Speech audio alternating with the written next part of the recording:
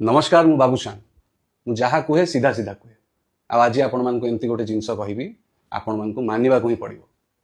खरारे कम करी देह बहुत कला पड़ जाए गोड़ बेक हाथ सबू टैन हो जाए किंतु मो बॉडी टैनिंग को बहुत मात्रा रे कम करछि केवल ये गोटे साबुन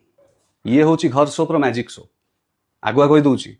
या 10 टंकिया वाला लाल साबुन भावेनि यार रिजल्ट ही मैजिक अच्छी ये सोप दीटा यूनिक साइड अच्छी गोटे पट रफ अच्छी जोटा स्किन को एक्सफोलिएट करे आ गोटे पट स्मूथ अच्छी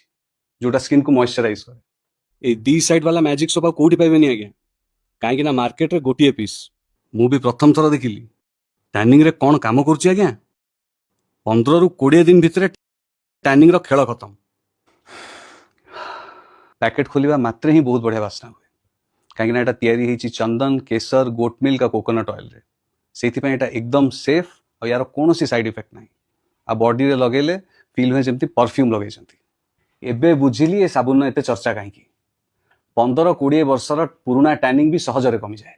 आपण माने भी जदि ट्राई करूचंती सलोन रो केमिकल प्रोडक्ट्स ट्रीटमेंट्स आ घरोई उपचार तो बंद करंतु आ ट्राई करंतु ए इजी हैक घर सोप्स रो मैजिक सोप।